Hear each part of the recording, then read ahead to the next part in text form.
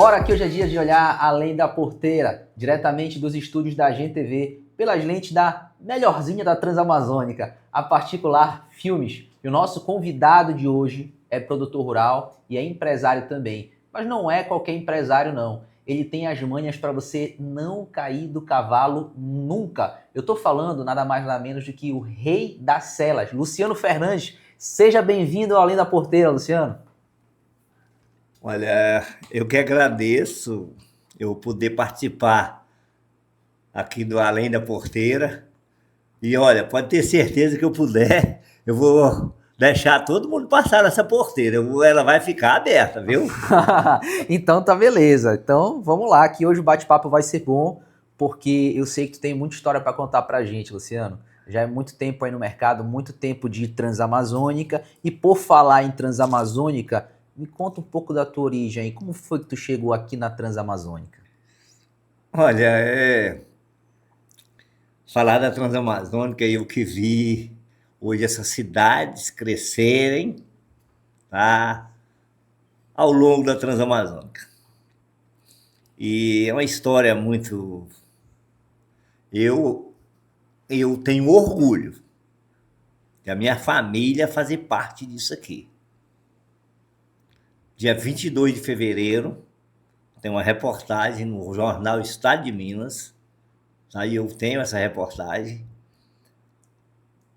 A minha família mudando para a Transamazônica, para Altamira. Qual a data? 22 de fevereiro do quê? 22 de fevereiro de 1972. 72. Aquela época era a época do regime militar ainda. Regime militar. Então, eu não sei se vocês sabem bem a história da Transamazônica. Não, pode contar pra gente aí, que o pessoal de casa deve estar curioso para conhecer a história pela voz de quem viveu a história efetivamente. Eu era menino, mas eu sempre gostei de ler jornal. Eu lembro que, quando nós mudamos da roça, de lá em Corveiro para Belo Horizonte, foi, acho que 67, eu nasci em 63, então, mas ainda lembro de algumas coisas que depois eu voltei lá em Corveiro, quando a gente morava em Belo Horizonte. Então eu sempre gostei da vida do campo. E a história de Belo Horizonte, a gente vindo para cá, que meu pai era analfabeto, e ele era um homem só da roça, mas nós, uma família de 13 irmãos. 13 irmãos. É até justificável que naquela época não tinha YouTube, Spotify, televisão. Então, né? 13 Então, irmãos. olha só vivia na roça. Mudamos para Belo Horizonte, uma capital. Aham. Os irmãos mais velhos começaram a arrumar emprego. Mas você, meu pai, não tinha estudo, só sabia trabalhar na roça, morar numa capital. Você imagina o que tenha passado na cabeça dele. Porque eu me coloco no lugar do meu pai. Hoje eu só tenho 3 filhos. Eu tenho um filho de 35 anos, uma filha de 30 e agora que agora dia 30 faz 9 meses. Ó. Mas a minha preocupação, agora você imagina, o meu pai morando numa capital, não sabia nada. Surgiu uma reportagem para Transamazônica, precisamente em Altamira. Meu pai, apesar de ser analfabeto, era um homem inteligente. Um homem, ele mesmo falava, eu sou doido para trabalhar. Era bruto para trabalho. Bruto. Tá? E passou na televisão, eu lembro disso ainda, jogava dinheiro, distribuindo dinheiro numa rodovia, assim, numa estrada, que estavam requisitando homens para vir para a Transamazônica para integrar, para não entregar. Esse era o lema aqui de colonização na Transamazônica, né, naquela época. Esse era o lema. Como eu falei anteriormente, na época, o presidente era o Médici. E ele tinha ido, não me lembro bem se era Pernambuco, mas era no Nordeste. Uma seca tremenda. Ele, quando voltou, ele reuniu lá em Brasília e falou: nós precisamos colonizar a Amazônia e nós precisamos levar isso, cuidar desse povo da seca aqui. E nós precisamos. Aí surgiu para trazer os colonos para Integrar a Transamazônica. Transamazônica aqui, a Mas povoação. a princípio era mais só pessoas do Nordeste. Certo. Depois que abriram para outras regiões. E passava no programa, igual meu pai assistiu, e ele foi lá. E eu copiava meu pai. Eu só queria andar atrás do meu pai. E era o teu xodó, Ele era meu ídolo, seu ídolo. entendeu? Sempre gostar de animal, de mexer com animal, e eu gostava, gostava disso, gosto ainda. E aí, então, meu pai foi lá acho que a Rua São Paulo. Se eu não me engano, o número era 752. Tu lembra até do número, cara. Né? Eu não. A gente vai A ficando memória, a memória a tá. gente vai ficando Sim. mais maduro. Mas é uma coisa muito viva dentro de ti ainda. Porém, assim, né? há 2 anos atrás, eu fui lá e falei para uma das minhas irmãs: eu vou mostrar onde o papai foi para se inscrever para ir para a Transamazônica. E eu fui lá certinho, no lugar, tá? Num prédio. Fui certinho. Tá? E assim, nós chegamos aqui na Transamazônica dia 23 de fevereiro de 1972. E meu pai, quando ele voltou, ele ficou 1 ano aqui e voltou para Belo Horizonte para buscar a família. Ele veio na frente de vocês. Veio, ficou conhecer 1 ano. A região, ficou 1 ano. E o INCRA sentou ele na Gleba 5, lote 41, quilômetro 23, tá? Aqui, Altamira, Brasil Novo, 10 quilômetros para dentro. E ele voltou, buscou a família, mas lá, ele chegando lá, eu lembro que eu ajudava a vender pipoca em frente à igreja São Francisco, tá? Eu não sei se é Carlos Prat ou ali era Pau de Estaca, uma coisa assim, um desses bairros aí. Eu lembro que aí alguém chegou falando: o seu pai chegou, um dos meninos, não, o papai chegou. Algum irmão teu anunciou que ele tinha chegado. Foi lá. E eu saí correndo e cheguei em casa. Mas eu assustei. Meu pai estava todo barbudo, todo magro. Eu fiquei com medo de abraçar meu pai. Eu lembro disso direitinho. Estava irreconhecível, né? Irreconhecível. E ele, nesse mesmo dia, reuniu a família e falou: quem for de maior só vai quem quiser, mas os de menor eu vou levar tudo. Nisso, ele mandou um de maior ao seu. Todo mundo conhecia o Alceu aqui. O Alceu era doido por roça, doido por terra, para mexer com animal, mansar, mexer com gado. Ele veio na frente. Ele veio para ficar aqui, para tomar conta da terra, para o papai, enquanto ia lá para resolver as coisas para trazer. Nisso vieram 8 de menor, papai e mamãe 10, entendeu? E mais ele já estava aqui de maior. Ficando mais a Maria, Vera e a Elza e o Zé. Ficou 4, vieram 9. 4, 13. E depois, chegando aqui na Transamazônica, logo, infelizmente, a minha família praticamente teve que voltar para lá, porque um irmão meu, que é o Zé, quero chamar ele de Fernando, trabalha na CEMIG, ele foi numa praia no Espírito Santo e ficou tetraplégico, um acidente. E a minha família voltou, meu pai, a minha mãe, só ficou eu aqui no travessão Quantos anos nessa época aí já tinha? Tu tinha de idade quantos anos?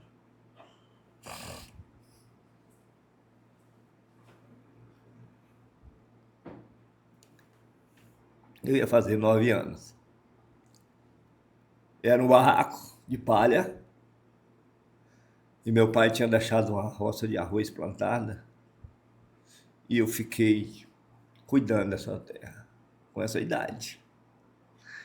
Eu morava no Agrovila, no Arraial eu já tinha mudado do Arraial do João Pezinho para a Quinta Agrovila, a Vale Piauiense. E ali dava 10 quilômetros. E eu ia todo dia montado numa mula para lá, depois que eu saía do colégio. E as minhas irmãs ficavam em casa. E você vê como é que essas coisas. Hoje eu fico olhando o pessoal reclamando Reclamando da vida, reclamando das coisas, né? E onça, aqui até hoje você vê, aqui tem muita onça, tem. Mas eu lembro que eu consegui ainda colher 42 sacos de arroz, tá? Mas teve muita gente que ajudou a gente, vizinho me ajudou. Mas eu cozinhava no caldeirão. Eu botava fiz uma forquilha, fazia uma forquilha e cozinhava no caldeirão.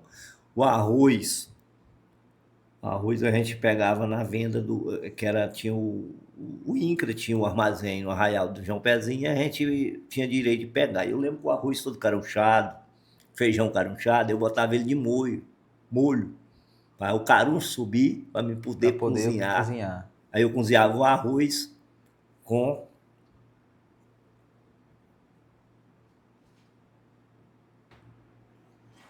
o feijão. Naquela época, mamão, batata doce era praga, tá? A terra não tinha doença. E banana também. Eu lembro que nós tínhamos assim uma plantação de banana, não sei se pé de banana, era banana peruá. E eu tirava, eu não dava conta de pegar as pessoas que estavam lá que me ajudavam, eu carregava a banana, não dava conta de carregar. E eu colocava elas, eu comia banana e eu acho que é por isso que eu gosto tanto de abóbora. E aonde eu vou, no meu carro tem semente de abóbora. Eu A semente de planto. abóbora faz bem para a saúde, hein? Eu planto. Planta também. E eu vejo as pessoas na roça assim, não, comprando cheiro verde, comprando. Eu acho que é preguiça. E aí eu fazia o arroz, colocava arroz e o feijão junto, aí eu colocava um tição. As pessoas devem saber, quem estiver me assistindo aqui sabe o que é um tição. E aquele tição, eu sabia que a hora que eu voltasse, quando ele acabasse de queimar, o arroz estava pronto. E aí já tinha muita abóbora que meu pai tinha plantado na roça, e eu comia abóbora com arroz, aquele feijão carunchado. E tinha uns vizinhos que eu nunca fui de matar bicho nenhum, não sou disso. Não era caçador. Não. Mas às vezes o vizinho ficava com pena de mim, levava paca, essas coisas, então Nunca faltou, graças a Deus. graças a Deus não faltou. Então são uma história de vida nisso aí, né? Você vê a Transamazônica onde chegou a mudança. Só que aí tem um ponto que eu fiquei curioso, que é o seguinte. Quando tu chegou aqui, passou esse aperto grande, essa luta toda, em nenhum momento na tua cabeça te deu vontade de sair daqui, entendeu? Abandonar aqui, sair desse lugar, falar, não, isso aqui não é pra mim, eu vou voltar lá pra minha cidade, ou então, sei lá, eu vou pra capital. Nunca passou na tua cabeça isso? Claro, presta atenção, quando meus irmãos foram, meu pai e minha mãe, eu fiquei aqui. Pois é. Me deu vontade Então. de voltar também. Aham. Mas aí, nessa época, minha irmã, a Fátima Barilli, ela trabalhava no INCRA. Ela começou a trabalhar no INCRA com 14 anos, ali no quilômetro, na Agrovila, Vale Piauiense. Depois ela foi para Brasil Novo, aí já melhorou a situação. E ela, assim, aí nós fomos arrumar uma casa melhor, lá em Brasil Novo, que ela tinha direito. E aí voltou, os meus irmãos voltaram lá de Belo Horizonte, depois de praticamente um ano, mas trazendo o meu irmão numa cadeira de roda.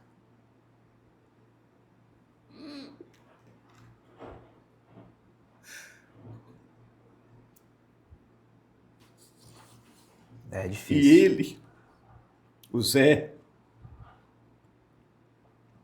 ele era muito bom de bola.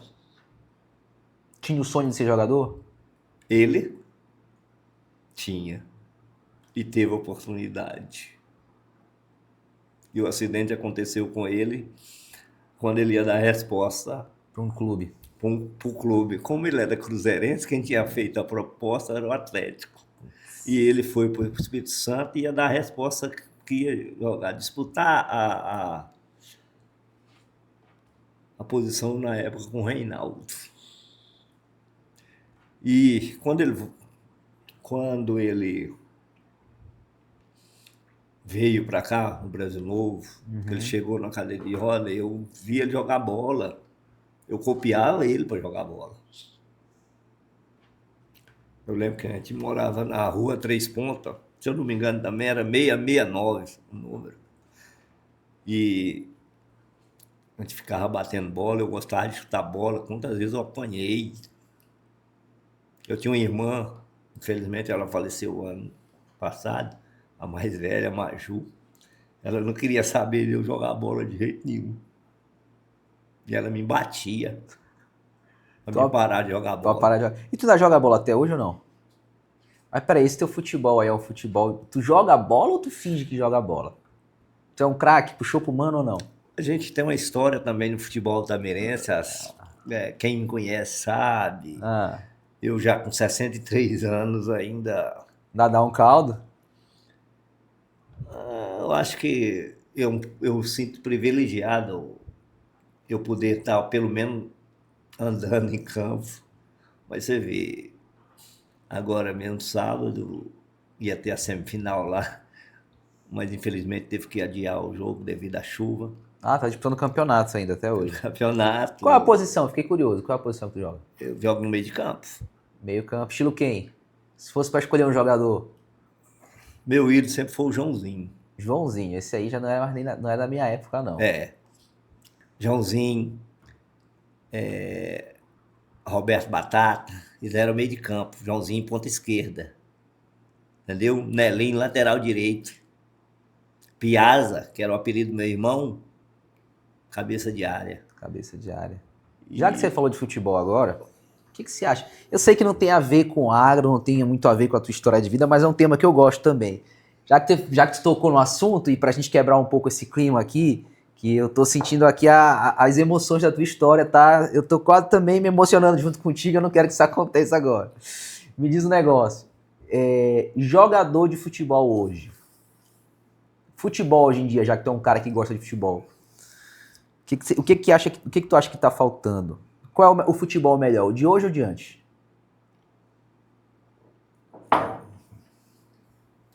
Olha, se eu fosse um dirigente, eu mudaria muita coisa. Futebol hoje, vocês prestem atenção, quando tá tendo um gol de falta? Dificilmente, né? Nem drible pode mais? Olha, primeira coisa que eu ia mudar. Lateral poderia bater com o pé, não com as mãos. Para ser mais ofensivo. Aí vai virar futsal. Futsal. Depois vou falar. Futsal, aqui teve a Copa de Salão de Altamira. Eu sou o único jogador que jogou 26 Copas de Salão. 26 Copas de Salão aqui em Altamira, é? Tá? Dessas 26, quantas tu ganhou? Eu fui 7 vezes campeão. E já é muito. Fiquei 5 vezes de vice-campeão. E todas essas Copas, teve 2 que eu não fiquei entre os 4 só. E eu vou te falar, não escolhi os melhores 5 para jogar, tá? Geralmente era um time que não era o favorito. Era o azarão. Então, também assim, não era o azarão, mas também não era o favorito, né? Então, como eu ia falando, futebol tem que ser ofensivo. Hoje está ficando chato assistir Hoje o futebol tá chato, tá chato. Outra coisa que eu ia... Tá sem graça. Outra coisa, eu fui goleiro de futebol de salão. Na época, podia voltar 3 vezes a bola pro goleiro. Depois, não podia mais. O futebol saiu mais gol, o futebol de salão. Agora, por exemplo, o cara pega a bola. Eu até assisto o jogo do meu time que eu torço, eu tô ficando chateado. Não tem mais jogo nenhum, mas tem graça, quase. Eu torço pro Cruzeiro, mas eu fico olhando, os caras pegam a bola, o goleiro sai com a bola e fica voltando pro goleiro, fica voltando a bola pro goleiro. Não pega um cara pra ir pra cima igual o Joãozinho ia, igual... Jogo pra frente, bola pra frente, né? Fazer aquele falta. Vai, volta, sem graça. Tá ficando meio chato. Igual a seleção brasileira. Tem muito tempo que eu não assisto um jogo de futebol. Tu não tá perdendo muita coisa, não. Eu me lembro, na Copa de 70, que era 90 milhões em ação, pra frente Brasil, salve a seleção. E a gente era televisão, preto e branco, a gente lá em Belo Horizonte, assim, a família assistia, os parentes assistiam. Como dava gosto aquela seleção. Depois, teve uma época que foi desclassificada, acho que pela França, eu também até sofri.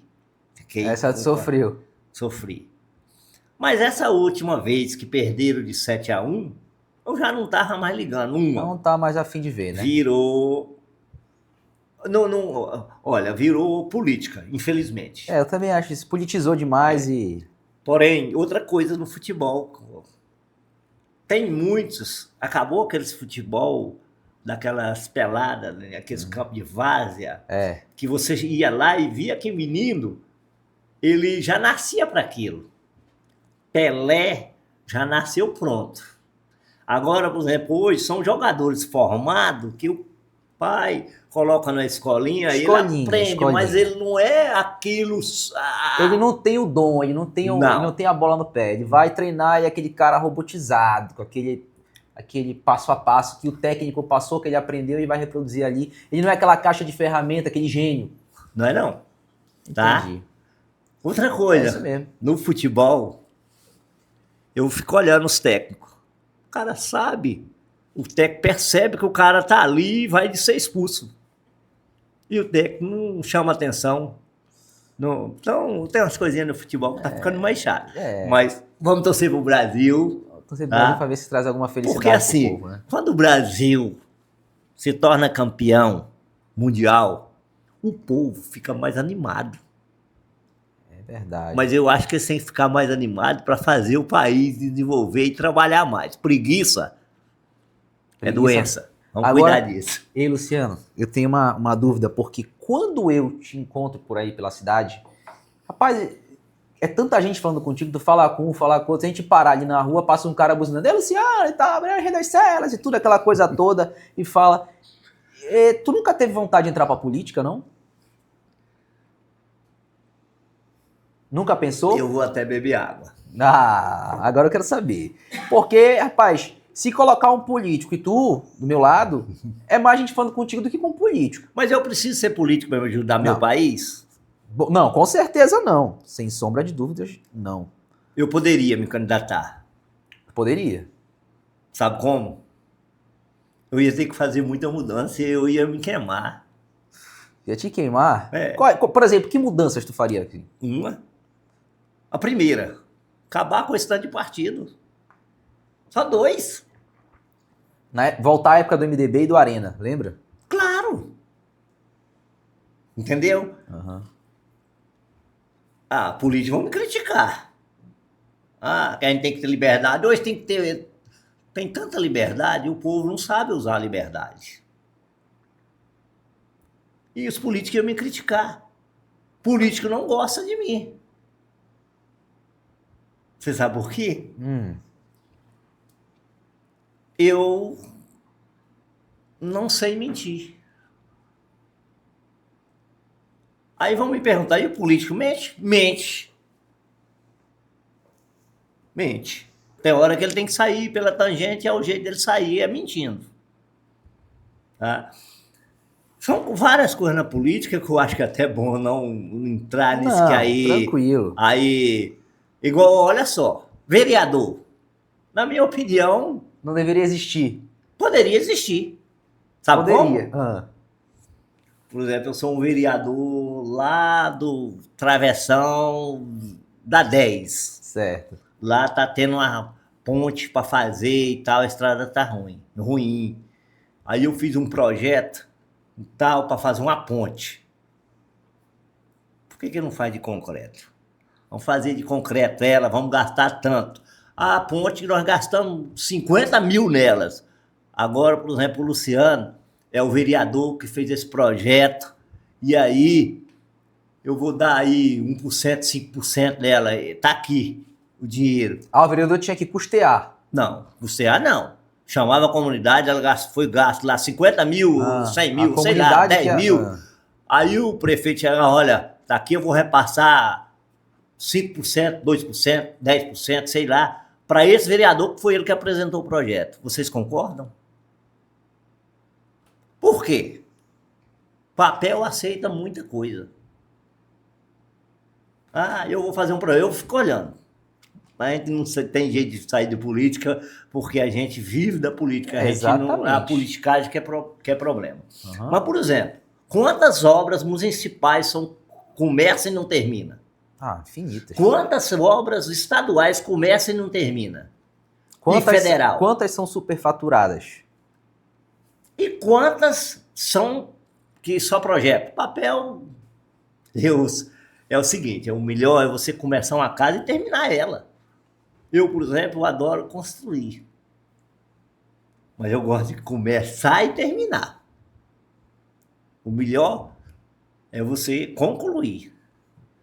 Entendi. Tá? Então, como você me perguntou, se eu não tinha pretensão política, você já pensou em se candidatar a alguma coisa? Então, nem a líder de bairro, nada? Não.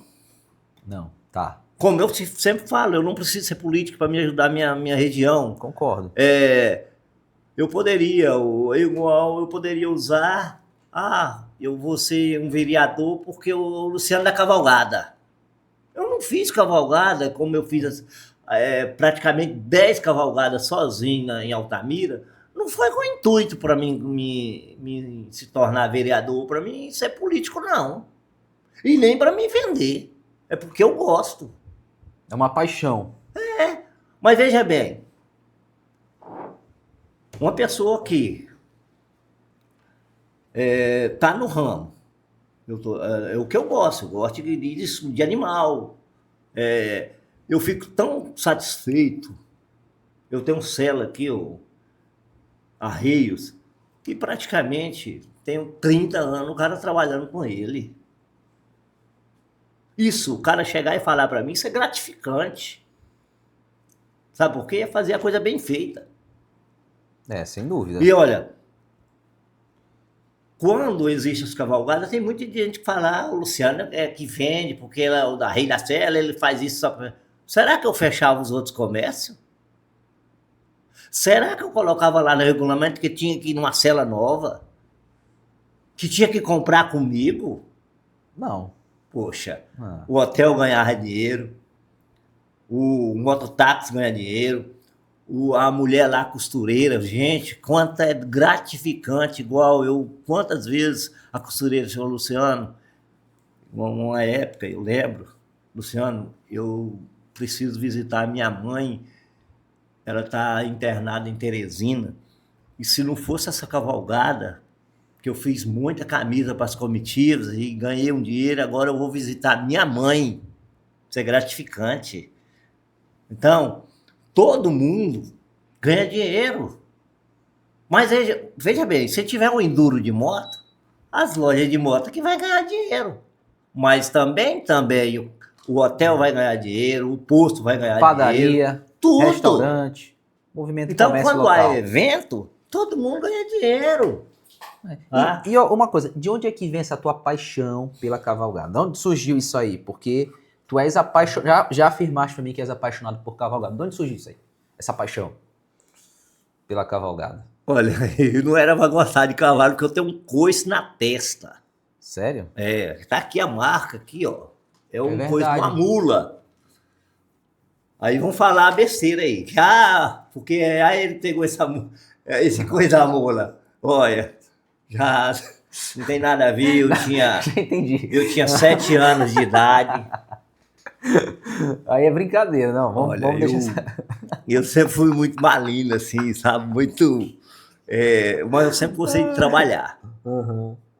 Isso aqui foi uma história, nós fazíamos rapadura para entregar na roça, a gente entregava lá no.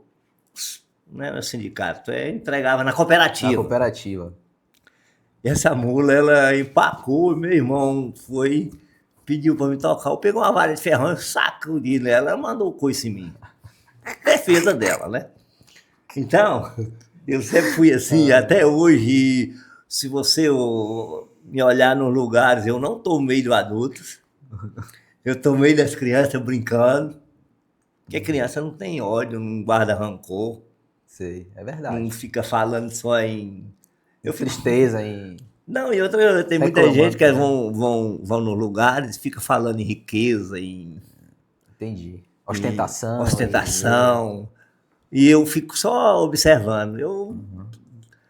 Se você não sabe, olha, o tanto que é gratificante isso. O ano passado eu estava na Argentina e eu ia saindo de um lugar, tomei um chopp, a mulher estava num enjoo assim e tal, e eu tomei o chopp. E ela querendo voltar lá para Foz do Iguaçu, que o irmão dela mora lá, né? Eu tinha ido para a Argentina. Uhum. E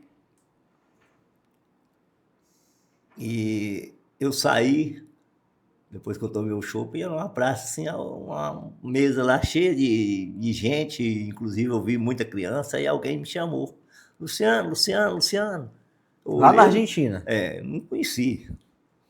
Aí a senhora falou, olha, esse menino aqui segue você nas redes sociais, nós somos de Araguaína, e eles querem tirar uma foto com você. A mulher estava lá emburrada lá, porque ela não bebe, sabe? Sim. E é o seguinte, eu ando muito. Uhum. Quando eu chego num lugar, uma cidade, eu conheço esse Brasil quase inteiro e eu gosto de andar a pé. E eu estava com um caco de vidro no pé, já tinha andado bastante e eu não sabia que era alguma coisa, estava o pé doendo. E aí a mulher estava esperando para mim. Aí eu tive que ir lá, queriam tirar foto, e aí eu fui tirar foto com o menino e tal, lá de Araguaína. A mulher, ela já estava gestante do Jonas, mas a gente não sabia. E você vê, a mulher estava enjoada, né? A gestação, mas a gente não sabia. Não sabia ainda. Mas voltamos e tal, beleza, mas lá eu fui conversar com os meninos. Estava lá no Paraguai a mesma coisa, entendeu? Gente parava na rua para querer tirar foto. Mas, por exemplo, tem gente que acha. Eu uso as redes sociais, sim. Porém, eu faço aquilo por brincadeira, não é por dinheiro. Mas tu te considera hoje em dia um influenciador digital? Não, de jeito nenhum. Mas, assim, igual já até monetizou, né? Monetizou, que o Mas eu pessoal não ganha estou dinheiro preocupado com isso não, sabe por quê? Uhum. É um alerta, tá? Vocês crianças, vocês que estão assim, obcecados por isso aí muita gente vai entrar em depressão. Vai não, já tá. Já está. Entrou, por quê? Aqui ele te paga.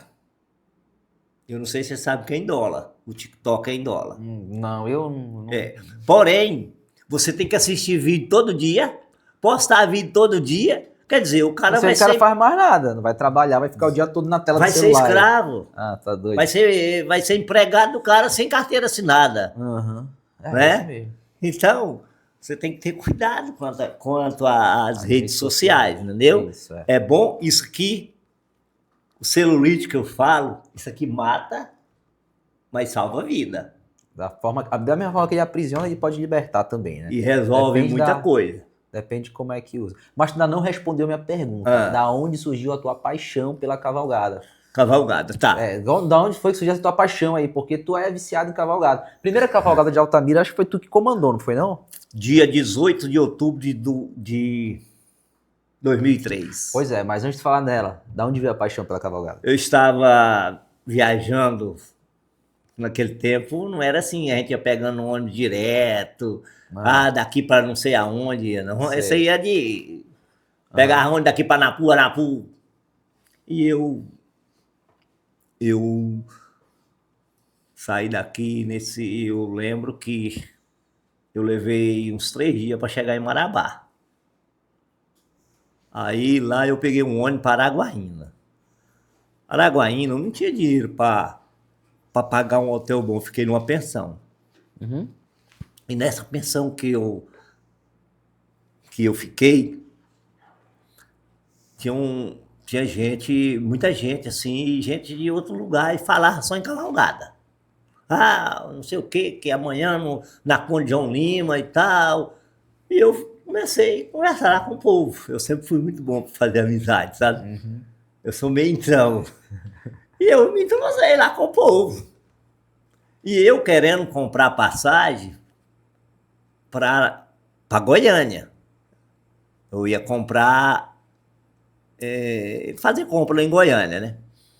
E aí, isso acho que foi se eu não me engano, foi 1999. E aí, eu peguei, no outro dia, o ônibus ia passar, era para sair 10 horas. Acho que o ônibus que vinha de Imperatriz. Eu fui para a rodoviária. Mas esse ônibus não passou. Aí falaram que o ônibus tinha quebrado. Aí eu vi passando gente montado. Era uma cavalgada em Araguaína. Aquilo já despertou. E aí tá, eu vim e comecei a amadurecer a ideia. Mas eu amadureci a ideia quase 5 anos para fazer a primeira cavalgada de Altamira. E outra coisa, eu sempre gostava, lá em Minas, tinha onde a gente morava, na região lá de Curvelo, tinha muito assim, não era tropiada, saía as pessoas de uma fazenda para outra, entendeu? E eu sempre acompanhei meu pai com isso. Meu pai gostava de amansar burro bravo, fazer essas coisas, fazer troca de animal, e eu sempre copiei meu pai. É por isso que tem até uma figurinha minha, copeia eu, não é copiar. Copeia. E diz um negócio, Luciano. A cavalgada, ela machuca ou não machuca o cavalo? Porque eu vejo o pessoal falando, mas a cavalgada, ela é uma cultura, mas ela faz mal pro animal, ela machuca e tudo, o cavalo sofre, a mula sofre. E aí, o que tu tem para dizer para esse pessoal aí sobre Então, eu vou fazer uma pergunta para você. Na fazenda, o lugar que você tem lá, não tem animal que machucam? Sim. Machucado? Não, machucado, como assim? Você lá tem também. Não, sim. A pessoa que é irresponsável, a pessoa que não cuida bem dos animais, vai machucar. É igual aqui. Na cavalgada vai ter essas pessoas que têm que se policiar. Cada um tem que se policiar, tá? Igual maltrato dos animais. Eu vou dizer que não acontece, claro. Mas sabe quem é que faz que acontecer isso? Aquele espião abelha. Aquele espião, quarta-feira que a gente fala, que nunca montou nem no cavalo de pau, mas no dia da cavalgada, ele não gosta da cavalgada, não. Então ele só para aparecer, é? Só pro piseiro. Só pro piseiro. Tá? Eles não gostam de cavalgada, mas quer estar ali, bebendo, farreando, e aquele sim machuca os animais. Aí eu sou contra, sim. Entendeu? Igual tem uma polêmica. Pode até me... Eu não tenho medo. Quem tem medo de cagar não conta, sabe? Eu fico à vontade para falar o que o senhor quiser, que o espaço é teu. A espora. Pois é, o caso da espora, por exemplo. Que machuca porque atinge ali o animal e tudo. Aí muita gente quer o quê? Aí a espora, o animal tem cosca, por exemplo. Você pode... Aí fala, tem que botar uma espora rombuda, não sei o que. O cara mete com força, ela quebra o osso do animal. A espora é mais um adereço. Entendeu? Agora, que tem cara igual os peão abelha, que machuca sim. Aí esses que nós temos que tirar do meio. Tá vendo? Mas o verdadeiro cavaleiro, os peão mesmo, dificilmente ele machuca o animal.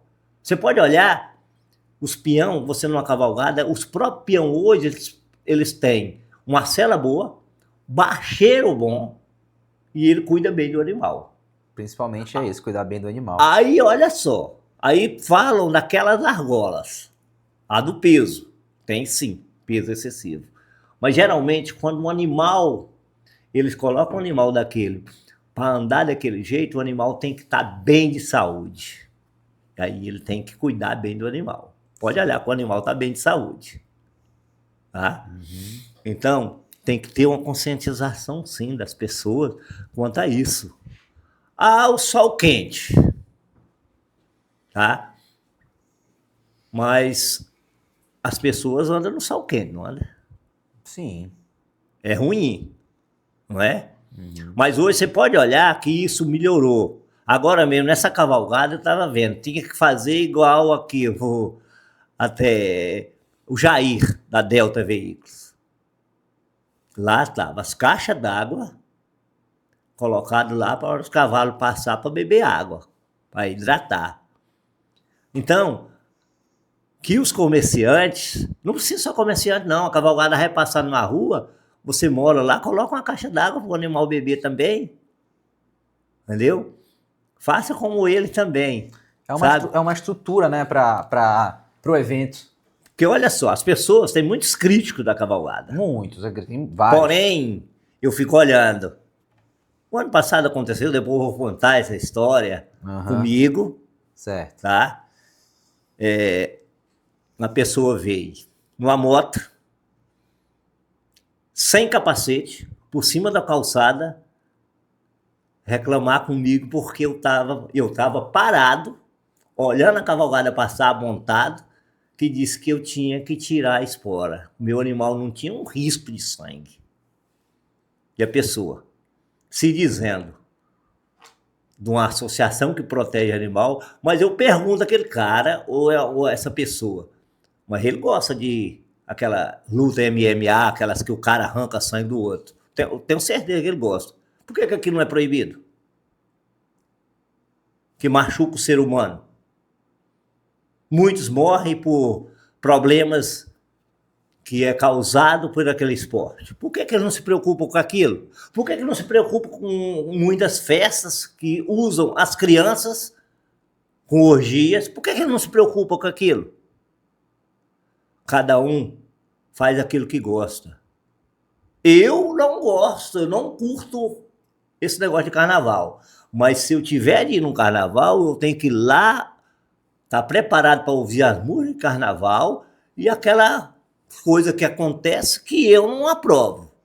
Sem contar que, como você falou aqui, não é que vai machucar o animal. Se você for realmente cavaleiro de verdade, você vai tratar bem seu animal, você vai saber, vai conhecer das limitações dele, na verdade, e no momento do ato da cavalgada, você vai estar pronto para prestar todo o suporte para ele no decorrer do percurso. Então não tem um risco à saúde e o bem-estar do animal. E você veja bem, você pode prestar atenção, as crianças hoje, as próprias crianças, elas estão já orientadas para isso. E uma outra coisa, quando eu fico olhando nas cavalgadas, vem um monte de críticas. Porque as crianças não sei o quê. Se você chegar com uma criança, terminou a cavalgada, e chegar com uma criança daquela e falar, olha, nós vamos voltar montado, eu tenho certeza que elas vão adorar. Pular de alegria. Pular de alegria. Então tem que deixar muito desse mimimizada que tem, entendeu? As pessoas usando. Outra coisa, eu tive sempre a preocupação quando eu estive à frente da cavalgada. Não misturar a política pelo meio, a politicagem. Sem dúvida. Por quê? Ali vai, eu sempre falei isso, eu podia ter até um inimigo, mas eu não podia proibir ele.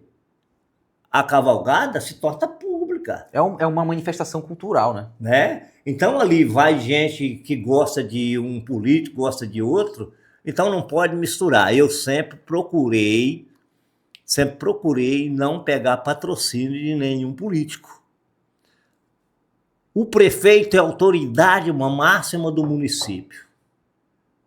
Ele sendo bom ou ruim, eu sempre procurei que ele entregasse o troféu da comitiva mais organizada. É o prefeito, é a autoridade máxima no município. Independente do partido. Ora, você está entendendo? Tô entendendo. Então, a gente tem que respeitar isso aí. Entendi. Tá? Eu, só voltando à cavalgada, quando eu vejo a cavalgada, que eu olho assim, eu vejo os peão mesmo, aquele povo lá da roça, aquele pessoal, eu fico alegre. E eu sei que não vai dar problema. Já sabe que vai ser organizado e tranquilo. Sei. Evento seguro. Sabe por quê?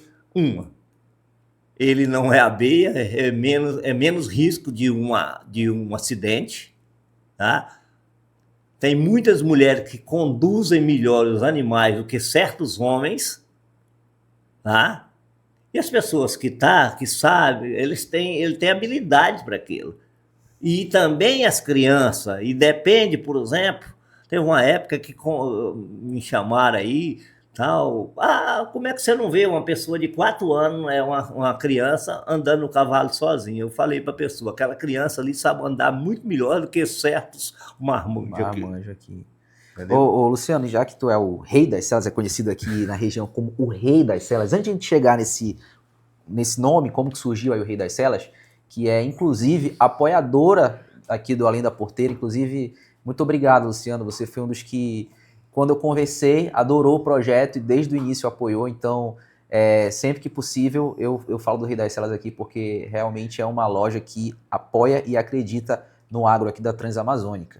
Mas vamos lá, eu tenho uma dúvida, que é a seguinte, cela australiana, cela americana, cela de cabeça, qual é a diferença? Tem uma melhor que a outra? Qual é a mais confortável? Qual é esse lance desses modelos de cela?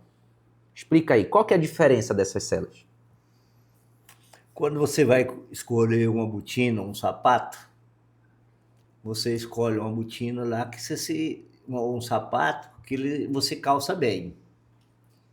Muitas vezes, vamos supor, esse calçado que você escolheu, eu não vou gostar. Entendi. Porém, se tratando de cela, é mais ou menos a mesma coisa.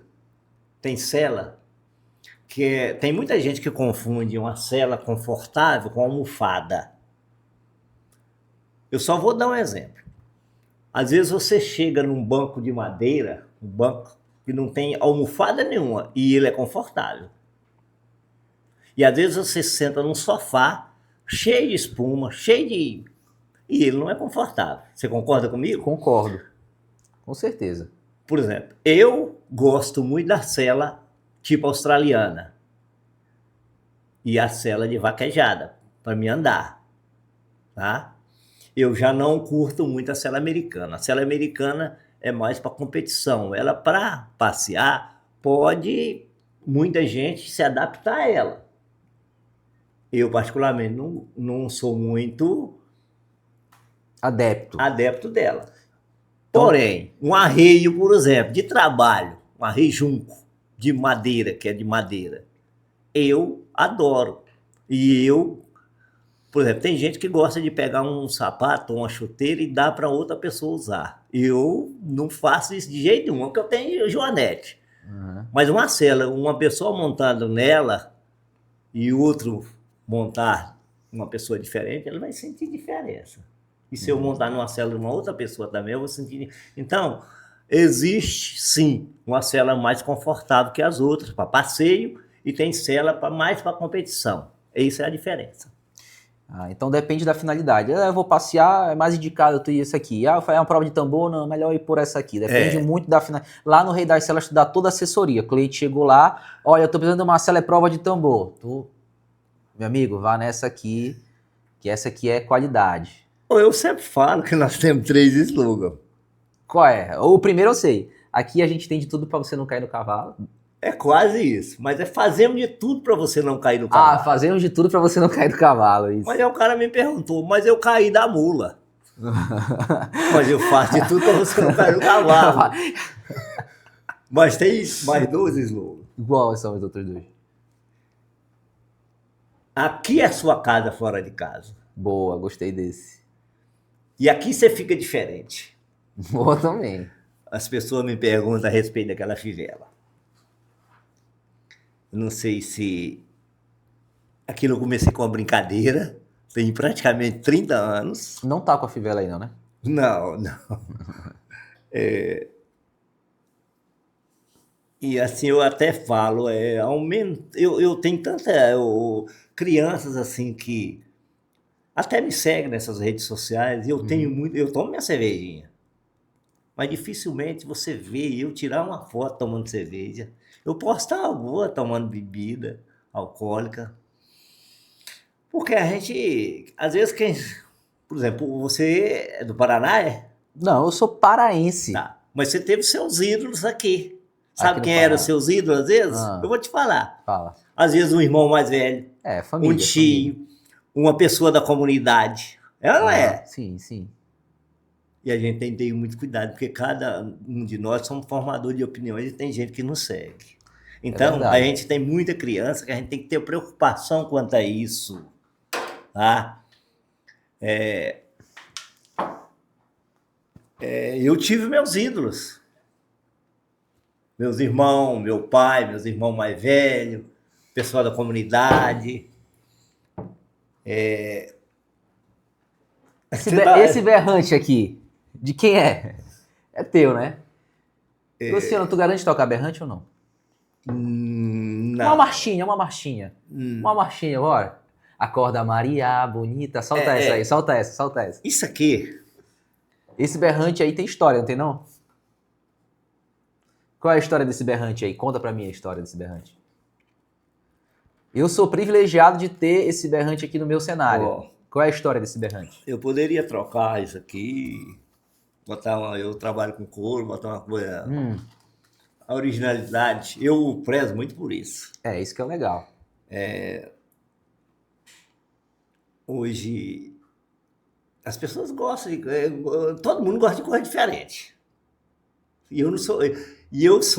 E tu não é diferente. E eu não sou diferente. Entendi. Eu não gosto de fazer tudo igual. Sim. Inclusive, quando eu vou por uma rua, eu volto por outra. Eu não ando na mesma rua. Peraí, também já é demais. Quando eu chegar numa cidade que eu nunca fui, eu posso chegar de carro ou de qualquer coisa. A primeira coisa que eu vou fazer, eu vou deixar o carro, eu vou andar no bairro de pé. Berrante. Eu tô vendo aqui, ó, as pessoas falarem berrante, as pessoas, não tô querendo fazer propaganda nem nada, mas, por exemplo, as pessoas como berrante hoje ficam olhando pela internet, vai pelo tamanho, vai pelo brilho, você tem que comprar berrante pela qualidade e não por preço. Como é que faz para reconhecer um berrante de qualidade? Para mim olhar assim, numa foto... É difícil, né? É difícil. Berrante, eu não sei se você sabe, hoje está muito difícil você encontrar chifre. As pessoas vão até achar graça. Tem chifre demais. Tem. Chifre do ser humano aí, mas do gado, entendeu? Para você fazer um berrante, você tem que fazer uma escolha do chifre. Nem todos dão um berrante de primeira, às vezes dá de primeira, muito pouco de primeira hoje, porque o gado hoje está quase todo murcho. Mas aí tem berrante de segunda, de terceira, de quarta. E, por exemplo, eu posso mandar fazer um berrante igual esse aqui, fazer o acabamento dele de chifre, um berrante que não vale nada, e te vender ele por um preço. Vai da honestidade do comerciante. Tá? Quem comprou o berrante comigo, tá? Ele pode ter certeza que se eu falei que o berrante é bom, ele tem até hoje. Esse teu já tem quanto tempo? Esse berrante aqui não tem muito tempo não, porque esse berrante eu consegui comprar ele há uns 4 anos atrás, que o meu mesmo me roubaram. Um berrante que tinha quase 30 anos. O do meu filho, ele tem 20 anos. Eu tô com ele, que é o doutor, tá escrito até Xinguzinho. Entendeu? Então, são poucos berrantes de qualidade. Aí, por exemplo, fala-se hoje em berrante ferradura. Eu posso mandar fazer um berrante e colocar a ferradura, rapaz. Infelizmente, eu não uso disso. Gente, tem muita gente desonesta. Hoje a internet está aí, entendeu? Eu não vou dizer que são produtos ruins, não. Tem coisas boas, mas você tem que pesquisar bem. Principalmente, as pessoas vão lá, um berrante de... Eu comprei um berrante por R$500, entendeu? Não sei, sabe? Ninguém faz milagre, tá? Ninguém faz milagre. Esse aqui eu tô achando até que eu vou ficar pra mim, sabe, Luciano? Esse berrante aqui. Não sei se eu vou te devolver, não. Vou pensar. Deixa eu Esse encostar aí. ele aqui. Rapaz, deixa eu encostar ele aqui Vamos no fazer chão. o seguinte: Encostar ele aqui no chão. se você tocar ele, começar bem de manhã, Bem de manhã cedo, é.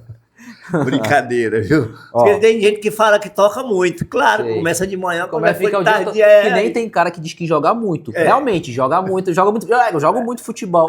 Jogo segunda, terça, quarta, quinta, sexta e sábado. Agora, se ele sabe jogar, é outra história. outro. Ô, Luciano, para encerrar o nosso bate-papo aqui hoje, que foi show de bola, a gente tem um quadro aqui chamado Sem Rodeio, tá? Eu vou te fazer umas perguntas, tu vai me responder uma coisa ou outra, quando eu te der essa opção de responder uma coisa ou outra, ou você vai me responder a primeira palavra que vem na sua cabeça. Tá preparado? Antes de eu responder isso, Ah, eu vou te fazer uma coisa. Eu não sei se você sabe, aqui, eu acho os peões de rodeio injustiçados, pode falar, isso é à vontade. tá? Eu vi aqui até a exposição Feira Agropecuária de Altamira, o cara que faz, olha só, faz rodeio sem locutor, faz rodeio sem som, faz rodeio sem muitas coisas, mas o rodeio sem o peão não faz, tá? E a boiada. Uhum. Eu vi até cobrar dinheiro dos peão pagar a entrada de uma feira agropecuária lá para pagar para o peão montar. Aqui, nós temos peão da região aqui que hoje ele está se destacando nos Estados Unidos. Vou citar o exemplo aqui, meu amigo Mazinho. Mazinho é do Anapu, conheço a família dele toda. Tá? E Valdir, Vanim, o Mazinho, a Elso, é tanto nome. Uhum. Aí o sobrinho Felipe, tem o Valmir, e as mulheres também. Tudo tem um verme do rodeio. O Mazinho hoje praticamente mora nos Estados Unidos. Tá? E eu lembro quando a gente fez a primeira vez ali um vídeo chamando para as pessoas ajudar ele, muita gente ajudou. E hoje tem muitos seguidores, o Mazinho, tá? Uhum. No rodeio, que ele está lá nos Estados Unidos, e todo mundo quer copiar o Mazinho. Tá? E assim, eu já vou até cutucar, vai haver exposição Feira Agropecuária em Altamira esse ano novamente. O ano passado foi até bom. Isso aí, todo mundo vendeu, todo mundo ganhou seu dinheiro. Uhum. Tá? Tem que dar de César o que é de César. Mas o rodeio precisa fazer uma mexida melhor. O que você acha que precisa de fazer melhor? Tem que ter, por exemplo, você sabe que tem muitos políticos contra o rodeio, né? Sei. A maioria deles querem acabar com o rodeio, porque Sim. diz que machuca os animais. Sim. Tá? Teve até uma discussão no Supremo Tribunal Federal há um tempo, né? A vaquejada e tudo. Então, isso é um esporte que isso aí, desde acho que do começo do mundo, as pessoas, antigamente eram em animais, era em cavalo, hoje é em boi. Mas aqueles boi que estão lá, eles têm um tratamento muito melhor do que se imagina, né? Até uma pessoa. Muito melhor do que se imagina. Então, o que precisa fazer? Precisa discutir para melhorar a vida desses caras e até do próprio boi. Tá? Não é punindo. Porque aquilo ali, eu até falo que as pessoas têm um verme do rodeio. E pode prestar atenção. A título de sugestão. Quando você estiver no rodeio, você olha na arquibancada, quem está presente? As famílias. Verdade. As famílias estão presentes e as crianças estão com os olhos vidrados naquilo. Então, você pode ter certeza, sabe, que a hora que as famílias estiverem reunidas nos lugares, você pode ter certeza que é sucesso. Aonde as famílias não estiver, tem tudo para dar errado. Entendi. Ficar de aviso aí para os próximos eventos. Vamos ver se ajusta, né? E supre as expectativas. Mas eu acredito que vai ser... Cada evento que está acontecendo aqui no município tende a superar um ou outro, ser melhor do que o outro. A ideia está sempre melhorando, né? Graças a Deus. Graças a Deus. Como lá no rodeio, geralmente o que eu faço? Eu dou uma premiação, porque quem me conhece sabe que eu nunca patrocinei ninguém individualmente. Por quê? Todos são meu cliente. Eu vou uma rainha, por exemplo, eu vou patrocinar ela, as outras vão ficar chateadas. Um Amazonas, um laçador. O meu filho é laçador, é corredor de trilha, mas eu não patrocino ele. Mas, por exemplo, todo o rodeio que tem, para me incentivar, eu dou uma premiação primeiro e segundo lugar em compra na loja, porque, por exemplo, nem sempre, por exemplo, tem uma exposição, aí tem um rodeio. Aí, às vezes, é 3, 4 dias de rodeio. Nem sempre o que ganhou no primeiro dia é o campeão. Mas ele se sente prestigiado porque eu dei uma premiação em dinheiro lá na loja para ele escolher o que ele quiser. Ah, certo. E aí eu prestigio eles, a maneira de eu prestigiar eles. Uma valorização. E uma valorização. Tá, entendi qual é o ponto. Porque se eu patrocinar eu automaticamente, não é que eu tenha que patrocinar, mas eu teria que patrocinar, eu acho que eu teria que patrocinar os outros. Não é assim, distribuir melhor o recurso. É isso aí. Uma distribuição melhor desse recurso aí. Não concentrar. Não concentrar. Não concentrar. Dar uma distribuída para estimular aquelas pessoas que realmente estão interessadas em participar, efetivamente participam, né? E não só deixar para uns e excluir os demais. Eu entendi a tua ideia, realmente. Tem hora que até fico chateado eu ter que falar isso. Eu recebo muitas mensagens, principalmente na época de cavalgada e de rodeio. Eu recebo muitas mensagens a respeito disso. E até para me explicar, às vezes eu dói. Entendi. Não, deu pra, mas eu tenho que... Deu para compreender. Mas, bom, não vai fugir do quadro. Tá. Produção, aqui, a câmera tá aqui hoje. Você está no quadro Sem Rodeio com Luciano Fernandes, o rei das celas. Filma a cara desse homem aqui, para ver se ele vai tremer ou se ele vai gaguejar. Tá preparado, Luciano? Então vamos lá. É um ou outro, ou, lembrando, é um ou outro, ou, se eu não der opção, 2 opções, é a primeira palavra que vem na tua cabeça, tá? Cela, australiana ou americana? Australiana. Australiana ou inglesa? Australiana. Madrugar para trabalhar ou trabalhar até tarde? Os dois. Não pode, tem que ser só um. Madrugar. Madrugar para trabalhar. Dinheiro ou legado? Legado. Se não fosse o rei das celas e produtor rural, o que tu seria? Uma profissão, bora? Bora? Jogador de futebol. Gostei, agora fez sentido. Uma palavra que define a Transamazônica. Superação. A maior lição que o campo te ensinou. Não ter preguiça. Muito bom. Pessoal, esse aqui foi o Luciano, rei das celas. Luciano, tu tem algum aviso para deixar o pessoal de casa? Fala teu Instagram aí. Só seguir, né? Luciano Fernandes lá, né? Luciano Fernandes. E eu tô usando muito o TikTok, porque agora parece que resolvi isso. Eu podia só seguir 7.500. Eu não sou muito... Deixa eu dar uma olhada como é que tá o Não entendo muito disso aqui.